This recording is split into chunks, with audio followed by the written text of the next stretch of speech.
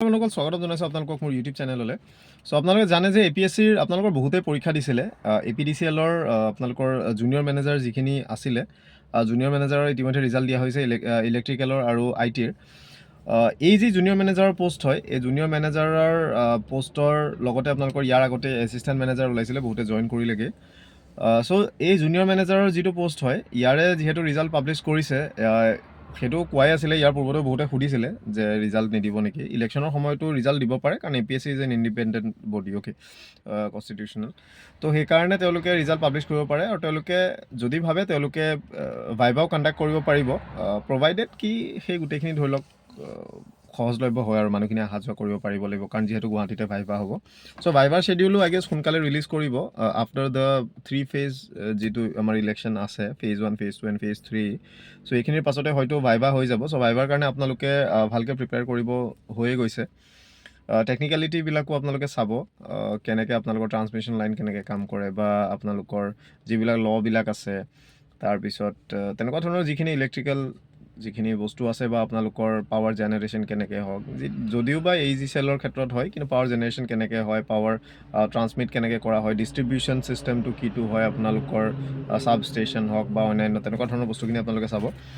চ' কথা হৈছে, এই ভিডিঅ'টোত অকল এই ৰিজাল্টৰ কথা ক'বলৈ কোৱা নাই। আপোনালোকৰ জুনিয়ৰ মেনেজাৰৰ আপোনালোকে যদি চাকৰি কৰিবলৈ যায়, আপোনালোকে ইয়াৰ যিবিলাক চেলাৰী যিটো ষ্ট্ৰাকচাৰ হয়, সেই বস্তুটো জনাটো বহুত প্ৰয়োজন। কাৰণ আপোনালোকে এডভাৰটাইজৰ সময়ত খালি তাৰ বেচিক যিটো তাৰ পে' স্কেল থাকে, সেই বস্তুকেইটাহে আপোনালোকে পায়। কিন্তু গ্ৰছ আপোনালোকে কিমান চেলাৰী পাব, ডিডাকশ্যন কৰি পেলাই আপোনালোকে নেট চেলাৰী আপোনালোকে কিমান হাতত পাব, সেই বস্তুখিনি আপোনালোকৰ জনাটো প্ৰয়োজন। চ' এইখিনিয়ে আপোনালোকক দেখাওঁ, ভালদৰে চাই লওক, গোটেইখিনি ভালদৰে দেখাম। চ' এয়া আছিলে APSC ফালৰ পৰা যিখন ৰিজাল্ট শ্বীট ওলাইছিলে 9 তাৰিখে, 9 এপ্ৰিলত ওলাইছিলে। আৰু ইয়াতে আপোনালোকৰ জুনিয়ৰ মেনেজাৰ ইলেক্ট্ৰিকেল আৰু ITৰ ৰিজাল্ট ঘোষণা কৰা হৈছিলে APDCLৰ, যিটো এডভাৰটাইজমেণ্ট নম্বৰ আছিলে 8/2023, আপোনালোকৰ 30 মাৰ্চ 2023ত ওলাইছিলে। আৰু পৰীক্ষা হৈছিলে আপোনালোকৰ 24 ছেপ্টেম্বৰ 2023ত। চ' ইয়াতে আপোনালোকৰ জুনিয়ৰ মেনেজাৰ ইলেক্ট্ৰিকেলৰ যথেষ্টখিনি আপোনালোকৰ আছে, প্ৰায় 1:6 ৰেচিঅ'ত মতা হৈছে। চ' জুনিয়ৰ মেনেজাৰ IT APDCL, চ' এইখিনি এই দুটা পষ্টৰ ক্ষেত্ৰত দিছিলে, আৰু এইখন ওলাইছিলে আপোনালোকৰ APSC ফালৰ পৰা। চ' এটা বস্তু মই বুজি নাপাওঁ, মই প্ৰত্যেক ভিডিঅ'তে মই ক'বলৈ চাওঁ যে NBত লিখা থাকে লাষ্টত the commission will not be responsible for any typing or printing mistake. কিন্তু ওলাইছে ক'ৰ পৰা ৰিজাল্ট শ্বীটখন? APSC ফালৰ পৰা ওলাইছে নে নাই? চ' APSCয়ে নিজৰ টাইপিঙৰ ওপৰতে তেওঁলোকৰ ভৰসা নাই। চ' আমি তেওঁলোকৰ মানে প্ৰচিডিউৰৰ ওপৰত ভৰসাটো কেনেকৈ কৰিম? চ' তেওঁলোকে নিজৰ ওপৰত নিজে ভৰসা কৰাটো ভাল প্ৰথমতে। চ' এতিয়া মই যদি আপোনালোকক চেলাৰীৰ কথা ক'বলৈ যাওঁ, এইটো মই বৰ্তমান এপ্ৰিল 2024 কম্পিউট কৰি পেলাই মই আপোনালোকক কৈছোঁ, APDCLৰ জুনিয়ৰ মেনেজাৰৰ ইৰেছপেক্টিভ অফ ব্ৰাঞ্চ। পে' স্কেল আপোনালোকৰ হয় চাওক 25,000 পৰা 1,12,000লৈকে এইটো আপোনালোকৰ পে' স্কেল হয়। আৰু ফৰ গ্ৰেড পে হৈছে আপোনালোকৰ 12,100। চ' ফৰ 12,100 আপোনালোকৰ যিটো পে' বেণ্ডৰ পে' হ'ব, সেইটো হ'ব 25,000, যিহেতু 25ৰ পৰা ষ্টাৰ্ট হৈছে, 25,000 হ'ব। চ' আপোনালোকৰ যিটো হালধীয়া কলম আছে, এইটো এবছলিউট টোটেলটো, এইটো আপোনালোকে চাই যাব। গ্ৰেড পে'টো হৈছে 12,100। বেচিক পে' মানে যিটো বেচিক পে' বুলি কয় টোটেল, অৰ্থাৎ pay' in the pay' band plus grade pay'. চ' সেই দুইটা, অৰ্থাৎ যিটো পে' বেণ্ডৰ যিটো বেচিক পে' 25,000 আৰু গ্ৰেড পে' যিটো 12,000 হয়, এই দুটা প্লাছ কৰি হয় কিমান আপোনাৰ 37,100। চ' 37,100 হৈছে basic pay' of junior manager APDCL, okay. চ' এতিয়া DNS এলাৱেঞ্চৰ কথা ক'বলৈ গ'লে, DA বৰ্তমান 50% হৈছে, 50% অফ বেচিক পে', অৰ্থাৎ 50% অফ 37,100। সেইটো হৈছে আপোনালোকৰ 18,550 টকা, অ'কে, 18,550 টকা। ইয়াৰ পিছতে আপোনালোকৰ আহিলে house rent allowance. House rent এলাৱেঞ্চটো আপোনালোকৰ কম্পিউট কৰা হয় 12%ৰ হিচাপত, অ'কে, 12%ৰ হিচাপত of basic pay' plus DA। অৰ্থাৎ যিটো বেচিক পে' 37,100 টকা আৰু যিটো DA 18,550, দুইটা প্লাছ কৰিলে হয় 55,650। আপোনালোকে দেখিছে এইটো 55,650। চ' এই টোটেল এমাউণ্টটোৰ 12%, যিটো হয়গৈ আপোনালোকৰ 6,678 টকা, 6,678। চ' এইটো আপোনালোকৰ হৈছে হাউচ ৰেণ্ট এলাৱেঞ্চ।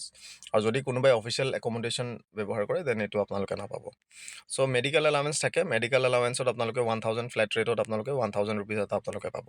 ইয়াৰ পিছত আহিলে ইলেক্ট্ৰিচিটি এলাৱেঞ্চ। ইলেক্ট্ৰিচিটি এলাৱেঞ্চ আপোনালোকে ফ্লেট ৰেট পায়, সেইটো 550 ৰুপিজ। আৰু আদাৰ্ছ এলাৱেঞ্চত আপোনালোকৰ মোবাইল বিল এলাৱেঞ্চ পায়, যিটো 300 ৰুপিজ হয়। এইটো কিছু সংখ্যকে পায়, কিছু সংখ্যকে নাপায়। ত' এইটোৰ নিয়মটো মই ইমান নাজানো, কিন্তু পোৱা দেখাৰ কাৰণে মই বস্তুটো দেখাইছোঁ। ত' ইয়াৰ বাদে আপোনালোকে গুৱাহাটী বা তেনেকুৱা ধৰণৰ চিটিত থাকিলে আপোনালোকৰ CCA পায়, যিটো চিটি কম্পেনচেটৰী এলাৱেঞ্চ বুলি কয়। চ' এইবিলাক ইয়াতে মই দেখুওৱা নাই।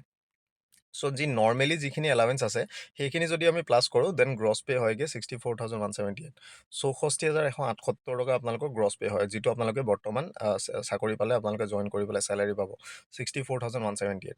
চ' ইয়াৰ লগতে কিছুমান আপোনালোকৰ ডিডাকশ্যনছ আছে, ডিডাকশ্যনছ আপোনালোকৰ ইমান নাই। প্ৰফেশ্যনেল টেক্সৰ ক্ষেত্ৰত আপোনালোকৰ 208 টকা ডিডাক্ট হয়, আৰু NPSৰ ক্ষেত্ৰত আপোনালোকৰ 10% ডিডাক্ট হয় অফ বেচিক পে' প্লাছ দিয়ে। অৰ্থাৎ এই যি 55,650 আছিলে, যিটো গ্ৰেড পে' আৰু পে' বেণ্ডৰ পে প্লাছ দিয়ে যিটো আছিলে সেইটোৰ 10% হৈছে 5,565, আৰু ছেইম ইকুইভেলেণ্ট এমাউণ্ট 14% এটা গভৰ্ণমেণ্টে আপোনালোকৰ একাউণ্টত দিয়ে, যিটো হয় 7,791। অৰ্থাৎ মান্থলি আপোনালোকৰ NPSৰ একাউণ্টত সোমাব 13,356 টকা আপোনালোকৰ প্ৰথম চাকৰি জইন কৰি। চ' এইটো আমি নধৰোঁ। টোটেল ডিডাকশ্যন আপোনালোকৰ হ'ব NPS যিটো 10% 5,565, আৰু পি টেক্স যিটো প্ৰফেশ্যনেল টেক্স 208, সেইটো আপোনালোকৰ হয়গৈ 5,773। চ' এতিয়া আপোনালোকে যিটো হাতত আপোনালোকে চেলাৰী পাব চাকৰি জইন কৰি, সেইটো কিমান হ'ব? টেক হোম চেলাৰীটো হ'ব আপোনালোকৰ গ্ৰছ পে কিমান হৈছে 64,178, অ'কে, মাইনাছ আপোনালোকৰ যিটো ডিডাকশ্যন 5,773, সেইটো হৈছেগৈ আপোনালোকৰ 58,405। অৰ্থাৎ আপোনালোকে 58,405 টকা আপোনালোকে প্ৰথম চাকৰি জইন কৰি জুনিয়ৰ মেনেজাৰ APDCL-ত আপোনালোকে লাভ কৰিব। চ' যথেষ্ট বেছি চেলাৰী বুলি ক'ব লাগিব। আৰু ইয়াৰ পিছৰ যিটো প্ৰমোশ্যন আপোনালোকৰ এছিষ্টেণ্ট মেনেজাৰ, চ' সেইটোতো আপোনালোকৰ পে'টো ইয়াতকৈ বহুত বেছি। এতিয়া তেওঁলোকে জইন কৰিয়ে প্ৰায় 85,000 ওচৰা-ওচৰি তেওঁলোকে চেলাৰী পায়। চ' ভাল, কেৰিয়াৰ প্ৰস্পেক্ট বহুত ভাল, আৰু পে' ষ্ট্ৰাকচাৰ যথেষ্টখিনি ভাল, কাম কৰিবলৈও ভাল। চ' এইটোৱে আছিলে আপোনালোকৰ জুনিয়ৰ মেনেজাৰৰ আপোনালোকৰ চেলাৰী ষ্ট্ৰাকচাৰ। পুনৰবাৰ মই দেখাইছোঁ, আপোনালোকে চাই লওক। Basic pay', grade pay', DA, house rent, medical, electricity, mobile bill, ডিডাকশ্যনত এইখিনিত। আৰু ডিডাকশ্যনৰ ক্ষেত্ৰত চাওক, আপোনালোকৰ যদি মুখ্যমন্ত্ৰীটো আপোনালোকে যদি লয় MMLSAY, দেন তাৰ ডিডাকশ্যন হ'ব। যদি PPF আপোনালোকে ছাবস্ক্ৰাইব কৰে, PPF-ত আপোনালোকে ডিডাক্ট কৰাব পাৰে। হাউচ ৰেণ্ট যদি আপোনালোকে যদি ঘৰ ব্যৱহাৰ কৰে, সেইটো নাপাব, আৰু এৰাউণ্ড 74 ৰুপিজমান আপোনালোকৰ এডিশ্যনেল কাটা যায়।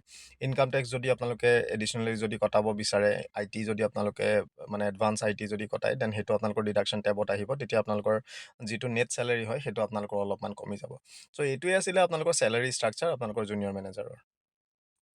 চ' আপোনালোকে যেতিয়া জুনিয়ৰ মেনেজাৰ আপোনালোকে সোমাব APDCL-ত, তেতিয়া আপোনালোকৰ চাওক কেৰিয়াৰ প্ৰস্পেক্ট যথেষ্টখিনি আপোনালোকৰ ভাল। আৰু ধৰি লওক APDCL-ৰ চবতে ফিল্ড অফিচাৰ্ছবিলাকে আছে, ইমান হাৰ্টৰ ধৰি লওক তেনেকুৱা ৰিজনবিলাকৰ ক্ষেত্ৰতো ধৰি লওক অলপমান আপোনালোকৰ সুবিধা হয়। যেনেকৈ AGCL-ত ধৰি লওক অলপ ৰিম'ট লোকেশ্যন হয়, এই APDCL-তো আছে, কিন্তু ধৰি লওক তথাপি ফিল্ড অফিচাৰ্ছ বহুতখিনি আছে। এতিয়া কথা হ'ল, আপোনালোকে চেলাৰীৰ কথা আপোনালোকে বুজি পালে।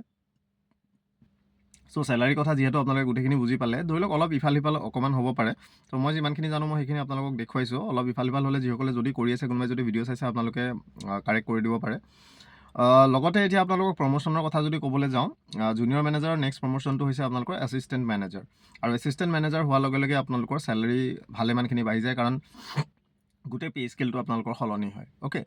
আৰু এছিষ্টেণ্ট মেনেজাৰ APDCL-ৰ মই ভিডিঅ' ইতিমধ্যে বনোৱাই আছে, গোটেইখিনি আপোনালোকে তাতে চেক কৰি চাই ল'ব পাৰিব।